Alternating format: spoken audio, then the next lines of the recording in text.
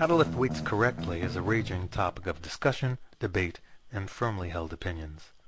As is typical in the realm of firmly held opinions, agreement is far from universal, and various experts have various suggestions. Questions and advice abound on how fast or how slow we should lift. Should we mainly do high-intensity, low-volume workouts? Should we do supersets with a lot more reps between resting periods? Should we use the heaviest weights possible, or should we use lighter weights so we can improve our form, or to protect certain smaller, weaker muscle groups? From my personal experience, nearly all of the touted prescriptions will work to some degree, particularly when we first start using them, and particularly when they're applied in an appropriate context. Often a change in our routine leads to new gains. The variations in the change of pace hit muscle areas we typically don't work very hard.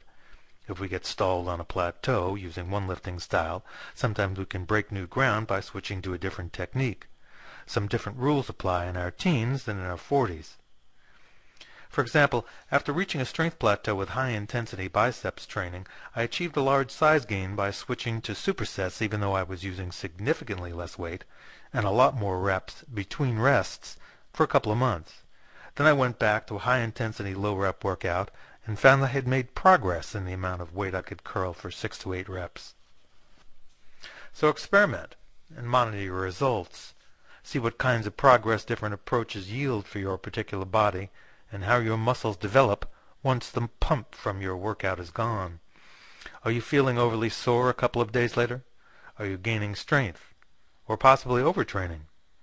I've met some very accomplished bodybuilders who consciously change their workout style every 4 to 8 weeks.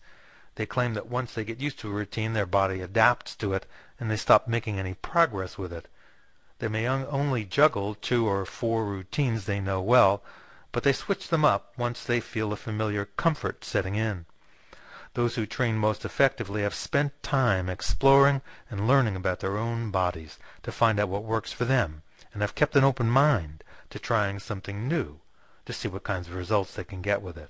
Know thyself seems a familiar refrain.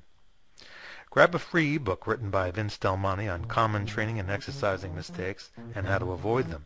And also get my free e-report called No Nonsense Muscle Building Explained as an extra bonus at www.musclebuildingshop.com.